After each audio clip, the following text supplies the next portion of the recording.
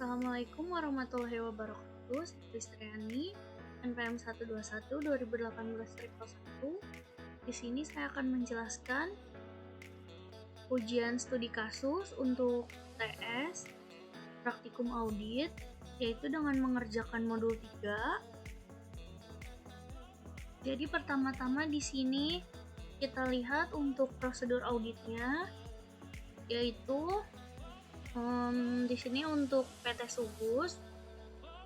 Yang pertama, untuk persediaan, salah satu cara untuk meyakinkan nilai persediaan per tanggal neraca atau laporan posisi keuangan adalah dengan melakukan pengambilan persediaan atau inventory taking. Hal-hal ini perlu diperhatikan dalam pengambilan persediaan. Di sini ada di indeks FF1. Lalu yang pertama poinnya, pelajari instruksi perhitungan persediaan perusahaan dan nilai kelayakannya. Lalu, minta daftar posisi persediaan yang mencakup nama barang, lokasi, kuantitas, dan harga per tanggal pengambilan persediaan. Lalu, poin ketiga, sebelum kegiatan perhitungan dilakukan, periksa ketelitian pelaksanaan prosedur pisah batas atau cut-off untuk menerima dan mengirim barang dengan mencatat nomor terakhir dari lampiran penerimaan barang, surat jalan, dan faktur penjualan. Lalu di sini untuk poin keempat, apabila selama pengambilan persediaan aktivitas berlangsung terus-menerus, pastikan persediaan yang mungkin akan dikirim hari itu. Lalu pastikan bahwa tidak ada pengiriman dan penerimaan setelah tanggal pisah batas berikut, sertakan dalam perhitungan persediaan perusahaan tersebut. Lalu, lakukan observasi atas kegiatan perhitungan di seluruh gudang. Perhitungan dapat dilakukan secara sampling, terutama untuk barang yang pokok atau material dan mahal. Lalu selanjutnya, lakukan observasi atas kegiatan perhitungan di seluruh gudang. Perhitungan dapat dilakukan secara sampling, terutama untuk barang yang pokok atau material dan mahal. Lalu selanjutnya, waspada dengan penumpukan barang. Kemungkinan adanya lubang dalam tumpukan dan persediaan yang terlihat sudah rusak, atau tidak laku, atau kurang baik. Di samping itu, waspada juga terhadap barang-barang yang tidak termasuk dalam kategori persediaan. Lalu, bandingkan barang-barang yang dihitung atau dilihat dengan saldo kartu, gudang, dan daftar persediaan menurut akuntansi. Lalu pastikan bahwa semua instruksi dan pengambilan persediaan telah dilaksanakan dengan baik. Selanjutnya, apabila pengambilan persediaan dilakukan sebelum tanggal neraca atau laporan posisi keuangan, dilakukan prosedur penarikan maju (track forward) ke tanggal neraca atau laporan posisi keuangan. Sedangkan apabila pengambilan persediaan dilakukan setelah tanggal neraca atau laporan posisi keuangan, maka dilakukan prosedur penarikan mundur atau track back ke tanggal neraca dan buat kertas kerjanya. Lalu, yang kedua di sini untuk persediaan, uji penilaian harga persediaan dengan membandingkan pada faktor atau data lain dan dari pelanggan. Untuk itu, pilih barang yang bernilai material dalam hal persediaan. Lalu perhatikan kemungkinan perubahan sistem dari metode tahun lalu. Yang keempat, periksa semua penjualan yang berkaitan dengan metode tahun lalu. Lalu yang kelima, siapkan schedule utama. Yang keenam, minta daftar persediaan yang mencakup nama barang, kuantitas, dan harga per tanggal neraca.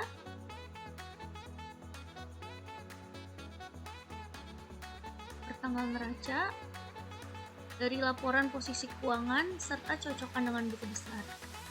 Lalu yang ketujuh, lakukan penilaian analitis atau analytical review untuk melihat kewajaran dari nilai persediaan, misalnya dengan adanya kelebihan persediaan yang disebabkan pembelian yang berlebihan, barang yang penjualan lambat atau slow moving, atau usang, atau obsolete. Lalu yang kedelapan, pastikan bahwa barang dalam perjalanan telah dibukukan sesuai dengan statusnya, yaitu syarat pembelian seperti pembeli perangko gudang penjual atau pembelian perangko gudang si pembeli. Lalu yang kesembilan, dapatkan konfirmasi untuk persediaan di luar kompleks perusahaan. Pastikan juga apakah ada bagian dari persediaan yang dijaminkan. Lalu yang ke-10, pelajari kecukupan pertanggungan asuransi. Lalu yang ke-11, yakinkan bahwa perusahaan telah mengadakan penyisihan yang cukup untuk barang-barang yang penjualannya lambat, usang, atau sisa. Lalu yang ke-12, pelajari semua perjanjian pinjaman dengan kreditur. Perhatikan apakah ada persediaan yang dijadikan jaminan dalam rangka mendapatkan pinjaman dari kreditur. Lalu di sini selanjutnya untuk pajak pertambahan nilai (PPN). Di sini untuk PPN masukan. Yang pertama, minta daftar pajak pertambahan nilai. Masukkan value, add tax, atau VAT-in yang meliputi informasi tanggal faktur pajak, nomor pokok wajib pajak atau NPWP, nomor pengusaha kena pajak (PKP), dasar pengenaan pajak (DPP), dan besaran PPN yang dikenakan. Lalu yang kedua, yakinkan bahwa semua pajak masukan telah didukung dengan bukti pajak yang semuanya merupakan pajak masukan yang dapat dikreditkan sesuai dengan peraturan pajak. Lalu yang ketiga, pastikan bahwa masukan tersebut telah dilaporkan atau dikreditkan secara teratur dalam SPT masa dan dikompensasikan dengan pajak keluaran. Apabila pajak keluaran lebih besar daripada pajak masukan, pastikan bahwa kekurangan pembayaran tersebut telah dilunasi sesuai batas waktunya. Lalu yang keempat, apabila ada perbedaan saldo bersih atau pajak, masukkan dikurangi pajak keluaran antara buku besar dengan SPT masa. Lalu, pelajarilah sebab-sebabnya, terutama untuk saldo tanggal neraca atau laporan posisi keuangan. Lalu yang kelima, pelajari semua surat koresponden dengan kantor pajak, terutama untuk permohonan restitusi karena kelebihan pembayaran pajak masukan. Pastikan apakah semua permohonan tersebut telah disetujui, dan bila ada faktur pajak yang tidak disetujui oleh kantor pajak, pelajari sebab-sebabnya. Lalu selanjutnya di sini untuk beban pokok penjualan. Yang pertama, lakukan perbandingan setiap jenis dan struktur beban yang termaksud harga pokok penjualan. Cost of goods sold atau COGS dalam tahun yang diperiksa dengan tahun lalu. Analisis sebab naik atau turunnya yang mencolok. Perhatikan klasifikasi beban yang dilakukan oleh perusahaan dan minta penjelasan bila terdapat perubahan yang material. Lalu yang kedua, hitung rasio dari COGS dan bandingkan dengan tahun lalu, serta tulis kesimpulannya. Lalu yang ketiga, yakinkan bahwa harga pokok produksi (COGM) dicatat berdasarkan perhitungan yang didukung bukti-bukti. Lalu selanjutnya untuk pemeriksaan pembelian. Yang pertama, bandingkan pembelian tahun berjalan dengan tahun lalu, serta dapatkan penjelasan bila terdapat perbedaan yang material. Lalu yang kedua, lakukan pemeriksaan kebijakan dan prosedur pembelian dan retur pembelian, akankah ada penyimpangan atau compliance test. Lalu yang ketiga, lakukan pemeriksaan terhadap pembelian dari pihak yang mempunyai hubungan istimewa atau afiliasi, terutama untuk penetapan harga beli dan jumlah transaksi selama tahun berjalan. Lalu yang keempat, lakukan pemeriksaan atas pembelian secara acak atau random pada tahun berjalan, dengan memperhatikan faktur pembelian, baik jumlah, harga, syarat pembelian, dengan mencocokkan pada pesanan pembelian atau purchase order, dan laporkan penerimaan barang atau receiving report. Sedangkan untuk retur pembelian, perhatikan memo debit baik jumlah maupun harga dengan mencocokkan pada pesanan pembelian. Laporan penerimaan barang dan faktur pembelian. Lalu yang kelima, periksa kebenaran perhitungan matematis pada faktur pembelian dan memo debit. Lalu yang keenam, periksa kebenaran PPN. masukan atas pembelian barang atau jasa kena pajak.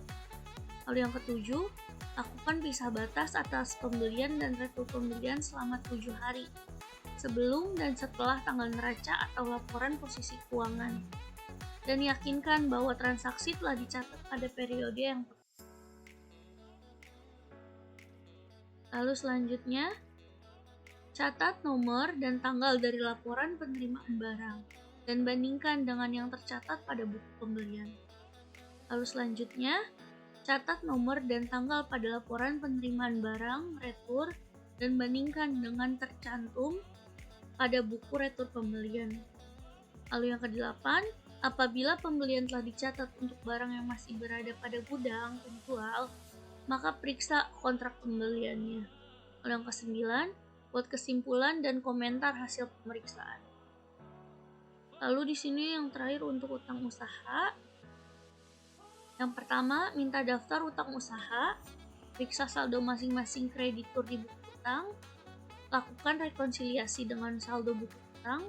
Lalu yang kedua, tentukan saldo yang akan dikonfirmasi dan dikirimkan surat konfirmasi pada kreditur. Yang ketiga, catat utang bersaldo debit, periksa penyebabnya, dan teliti sejak kapan terjadinya, serta lakukan konfirmasi atas saldo tersebut. Lalu yang keempat, pisahkan antara hutang pada perusahaan afiliasi, hutang kepada direksi pemegang saham, utang untuk pembayaran pembelian aset tetap, dan lain-lain. Selanjutnya yang kelima, minta daftar mutasi penjual sebagai pelengkap atau pengganti surat konfirmasi saldo akhir dalam keadaan sebagai berikut. Yang pertama, terdapat pemasok penting yang saldonya tidak diketahui per tanggal neraca konfirmasi. Lalu, bila saldo akhir akun utang digunakan. Lalu, bila pengendalian internal atau internal kontrol atas pembelian dianggap terlalu lemah. Lalu yang keenam, teliti setiap selisih yang ada antara balasan surat konfirmasi dengan saldo menurut buku utang. Lalu yang ketujuh, bila konfirmasi tidak dijawab, maka lakukan alternatif prosedur dengan memeriksa faktur atau daftar mutasi. Lalu yang kedelapan, bila konfirmasi dilakukan atas saldo sebelum tanggal neraca atau laporan posisi keuangan, agar yang pertama minta daftar utang per tanggal neraca atau laporan posisi keuangan, periksa penjumlahannya, dan cocokkan jumlahnya dengan saldo menurut akun kontrol buku. Lalu periksa terhadap saldo yang benar dan tidak lazim atau bersaldo debit. Lalu periksa akun kontrol pada buku besar dan transaksi yang terjadi antara tanggal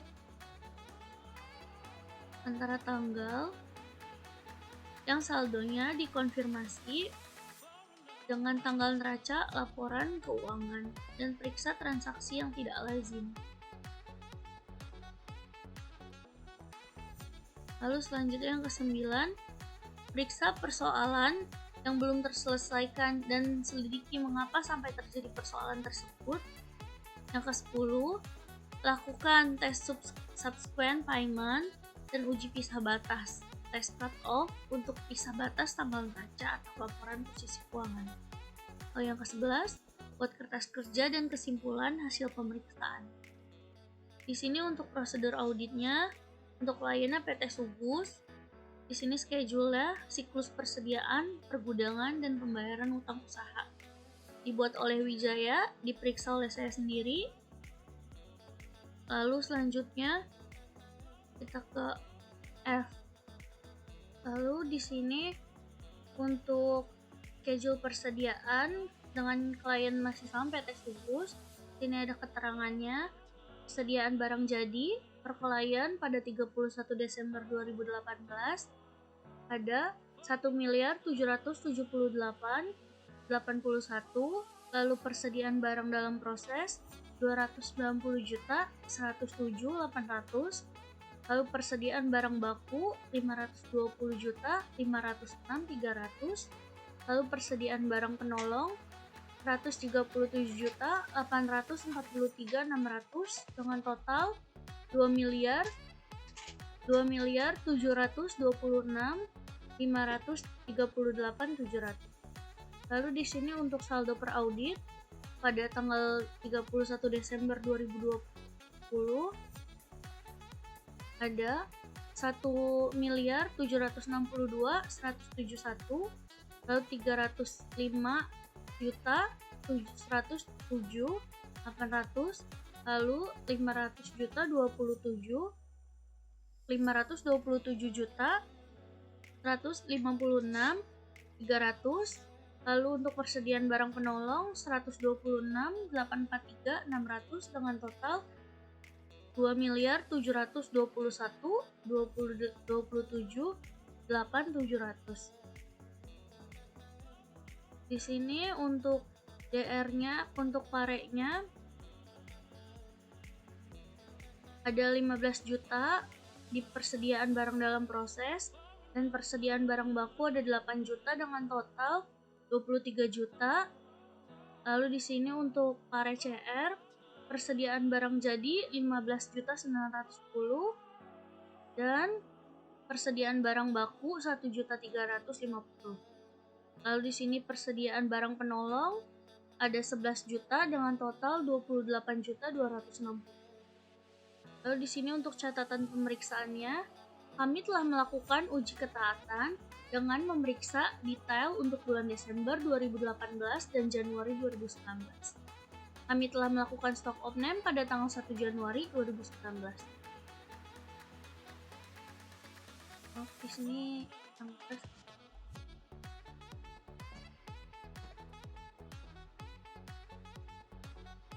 lalu selanjutnya kita ke modul F1. Di sini untuk keterangannya Rukofin SP500, Rukofin SP800, Rukofin SP1000 dan Rukofin SP1500.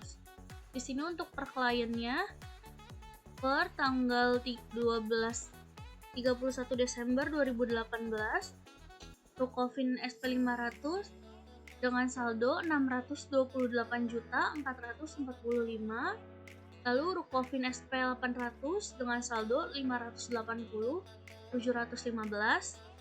Lalu untuk Rukofin SP1000 459.067.140. Lalu untuk Rukofin SP 1500 ada 109.853.860 dengan total per klien 1.778.081.000 rupiah. Lalu di sini untuk per auditnya pada tanggal 31 Desember Rukofin SP500 memiliki saldo 628.445. Di sini untuk saldonya masih sama untuk Rukofin per klien dan per audit. Tetapi untuk nominal Rukofin 1000 di sini ada perbedaan, yaitu 443.157.140. Karena di sini untuk pareknya yang CR ada 15.900. Jadi untuk Rukofin per auditnya berkurang 15.910. Di sini untuk catatan pemeriksaannya, kami telah melakukan stock of name pada tanggal 1 Januari 2019. Berdasarkan hasil stock of name, terdapat persediaan barang yang dititipkan secara konsinyasi berupa Rukofin SP di PT Unicorn. Lalu untuk jurnalnya dicatat sebagai kerugian. Di sini persediaan konsinyasi di debit dan persediaan di kredit. Lalu untuk barang Rukofin SP1000 telah diambil 1.000 kg untuk diberikan sebagai sampel promosi dengan gratis untuk pembeli di Hainan. Lalu untuk di debitnya di sini untuk jurnalnya ada beban promosi sebesar 15.910. Lalu di kredit ada persediaan untuk dengan saldo 15.910. Di sini untuk schedule persediaan barang jadi PT Subus dibuat oleh Wijaya, diperiksa oleh saya. Lalu selanjutnya untuk F2, di sini schedule persediaan dalam proses. Untuk keterangannya ada batch production, nomor 377, dan nomor 378. Di sini untuk saldo per kliennya pada tanggal 31 Desember 2018 untuk batch nomor 377 dengan saldo 127.791.900. Lalu untuk nomor 378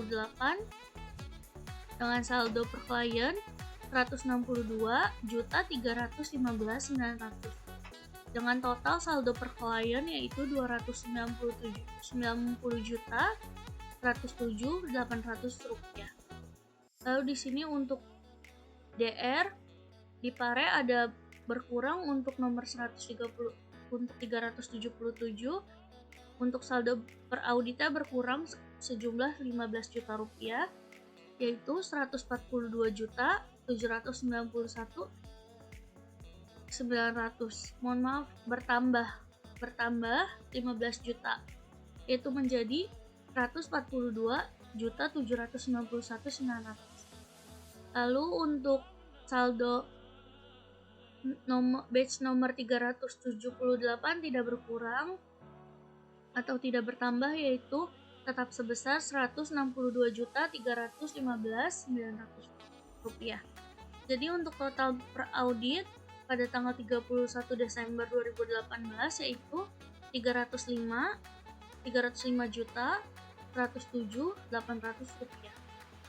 Lalu selanjutnya di sini untuk catatan pemeriksaan, laporan batch diproduksi nomor 377 ditemukan kekurangan pembebanan upah buruh pabrik yang belum dibayar selama 14 hari sebesar 15 juta. Lalu untuk jurnal koreksinya di sini ada upah langsung di debit sebesar 15 juta, lalu untuk biaya yang masih harus dibayar di kredit sebesar 15 juta. Jurnal selanjutnya yaitu barang dalam proses di debit sebesar 15 juta dan BTK sebesar 15 juta di kredit. Di sini untuk schedule persediaan dalam proses. Lalu selanjutnya di sini untuk F3 ada keterangan monomer, polivinil lainnya yaitu Oxtan, DOP, PS dan IPO. Di sini untuk saldo per klien 31 Desember 2018 untuk monomer yaitu sebesar 77.250 juta, polivinil sebesar 24.750, Oxtan sebesar 371.370, DOP sebesar 9.520, PS sebesar 37.600, IPO sebesar 16.300 dengan jumlah 520.506.300. Di sini untuk saldo per audit pada tanggal 31 Desember 2018 untuk monomer di sini saldonya masih tetap sama sebesar 77.250. Untuk polivinil di sini mengalami kerugian sebesar 1.350 dengan saldo per audit 23.400. Untuk Oxtan masih sama saldonya yaitu 371.350. DOP juga masih sama 9.520. PS di sini mengalami keuntungan 8 juta yaitu bertambah menjadi 45.600. Untuk IPO masih sama yaitu 16.300 dengan saldo per audit yaitu 527.156.300. Lalu di sini selanjutnya untuk catatan pemeriksaannya, kami telah melakukan stock opname pada tanggal 1 Januari 2019. Berdasarkan hasil stock opname, terdapat persediaan barang yang hilang karena dicuri berupa polivinil. Lalu di sini untuk jurnal koreksinya dicatat sebagai kerugian. Di debitnya ada beban lain-lain sebesar 1.350. Di kredit ada persediaan sebesar 1.350. Lalu terdapat pembelian barang dari PT Delta, namun belum dilakukan pembukuan yaitu sebesar 8.800. untuk barang berupa PS.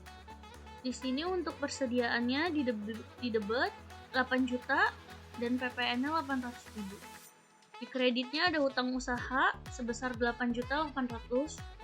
Di sini yaitu koreksi atas selisih bahan baku PS. Lalu di sini ada di debit bahan langsung atau neraca 8 juta dan bahan langsung atau laba rugi di kredit sebesar 8 juta. Koreksi persediaan akhir karena terlalu rendah. Di sini untuk F4 ada keterangan drum warna, drum polos, karton box, dan lem. Di sini untuk saldo per kliennya pada tanggal 31 Desember 2018 ada drum warna sebesar 45 juta, drum polos sebesar 24 juta, karton box sebesar 68.838 dan lem sebesar 5.600. Dengan saldo per klien 137.843.600. Lalu di sini untuk saldo per auditnya ada drum warna sebesar 45 juta masih sama, drum polos 24 juta juga masih sama. Lalu untuk karton box di sini mengalami kekurangan sebesar 57.838. Lalu untuk lemnya masih sama yaitu 5.600 dengan saldo per audit 126.843.600. Di sini untuk schedule persediaan barang penolong. Di sini untuk catatan pemeriksaannya, kami telah melakukan stop of name pada tanggal 1 Januari 2019. Berdasarkan hasil stock of name, terdapat persediaan barang yang rusak karena terendam banjir berupa karton box. Jurnal koreksi di sini dicatat sebagai kerugian. Di debitnya, yaitu ada beban lain-lain sebesar 11 juta, lalu di kreditnya ada persediaan sebesar 11 juta. Selanjutnya, untuk FF1,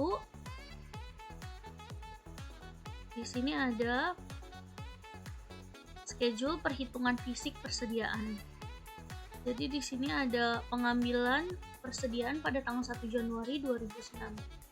Di sini untuk deskripsinya ada persediaan atau nomor kode jika ada. Jadi di sini untuk yang pertama ada bahan baku, lalu ada monomer, lalu polivinil, oxtan, DDP, PS, IPO. Lalu untuk bahan penolong di sini ada drum warna, drum polos, karton box, dan lem. Lalu selanjutnya untuk persediaan akhirnya di sini ada Rucovin SP500, Rucovin SP800, Rucovin SP1000, dan Rucovin SP1500. Kita beralih ke jadi di sini ada keterangannya untuk polivinil. Di sini ada keterangannya bahan baku kilang dicuci. Lalu untuk karton box di sini rusak atau cacat karena banjir. Lalu untuk Rucovin 500 yaitu barang kuncinya. Selanjutnya di sini kita ke TOC 3. Untuk TOC 3 di sini ada uji transaksi pembelian. Jadi di sini ada nama pelanggannya yaitu PT Delta, PT Elang, PT Virta, PT Gaya, PT Hero, dan PT Indah.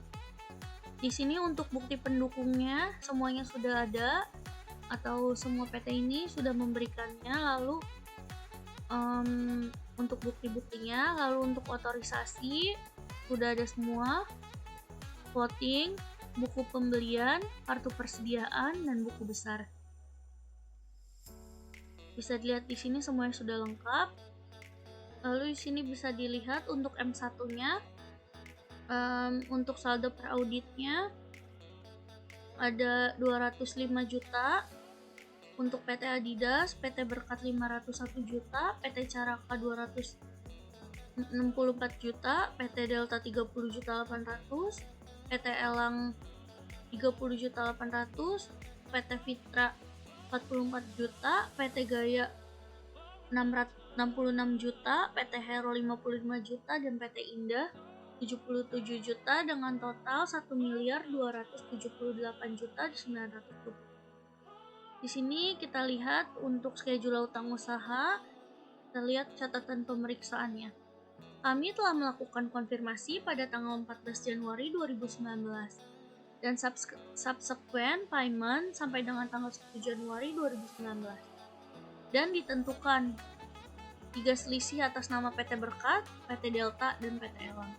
Di sini untuk jurnal koreksi PT Berkat, utang usaha di debit sebesar 990, persediaan di kredit sebesar 990.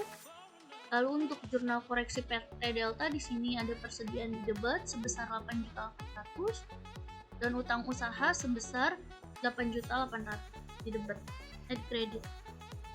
Lalu selanjutnya kita beralih ke MM1. Di sini bisa dilihat daftar konfirmasi dan pengeluaran setelah tanggal neraca. Di sini bisa dilihat untuk PT Andalas, PT Berkat, PT Caraka, PT Delta, PT Elang, PT Fitra, PT Gaya, PT Pro, dan PT Inti. Lalu selanjutnya MM1.2. Di sini ada ringkasan hasil konfirmasi positif utang usaha. Di sini jadi saldo menurut konfirmasi berjumlah 6 konfirmasi dengan jumlah 711.559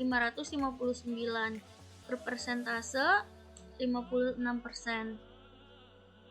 Lalu untuk persentase tahun lalunya di sini ada 67%. Hasil konfirmasinya di sini jumlahnya 3 dengan jumlah 567.367 dengan persentase tahun berjalan 45% dan persentase tahun lalu sebesar 53,11%. Lalu di sini selisih dengan pembukuan klien dengan jumlah 9.810 dengan persentase 0,77%. Lalu persentase tahun lalu sebesar 0,92%. Di sini untuk total tidak kembali tidak ada, lalu total yang dikirim sebesar jumlah konfirmasi 9. Lalu dengan total utang usaha di sini jumlah konfirmasi 9 dengan jumlah uang 1.269.116. Lalu persentase konfirmasi yang dikirim terhadap total piutang usaha yaitu 100% dengan persentase tahun lalu 118,81%. Lalu di sini untuk saldo hutangnya di sini untuk hutangnya. Lalu di sini kita beralih ke PL2, yaitu di sini ada keterangannya persediaan bahan baku awal, pembelian, retur dan potongan pembelian, persediaan bahan baku akhir. Di sini pertama-tama kita sebutkan dulu untuk jumlah per kliennya pada tanggal 31 Desember 2018. Di sini untuk persediaan bahan baku awal sebesar 300.381.49.500. Lalu untuk pembelian sebesar 31.976.158.900. Lalu di sini untuk retur dan potongan pembelian di sini sebesar 100 minus 139.481.900 dengan persediaan bahan baku akhir berkurang 658.34.900 dengan total 31.517.198.595. Lalu selanjutnya untuk tenaga kerja langsung sebesar 1.976.158.900. Lalu untuk beban produksi tak langsung di sini untuk bensin ada 51.538.112. Untuk beban listrik, air dan telepon sebesar 20.530. Beban penyusutan sebesar 209.500. Beban perbaikan dan pemeliharaan sebesar 10.530. Lalu untuk beban asuransi sebesar 10.530. beban perbaikan dan pemeliharaan sebesar 10.530.000, beban asuransi sebesar 3.021.500, lalu untuk beban lain-lain sebesar 26.714.117 dengan total 321.733.729. Sini selanjutnya bisa dilihat di sini untuk beban pokok penjualan. Terus selanjutnya untuk PL 2.1, di sini ada uji pisah batas pembelian. Jadi di sini ada uji pisahnya untuk PT Delta, PT Elang, PT Fitra, PT Gaya, PT Hero, PT Indah, PT Berkat, PT Andalas, dan PT Elang. Di sini bisa dilihat untuk jumlahnya dan tanggal pencatatannya. Sekian video presentasi saya hari ini. Kurang lebihnya mohon maaf. Wassalamualaikum warahmatullahi wabarakatuh.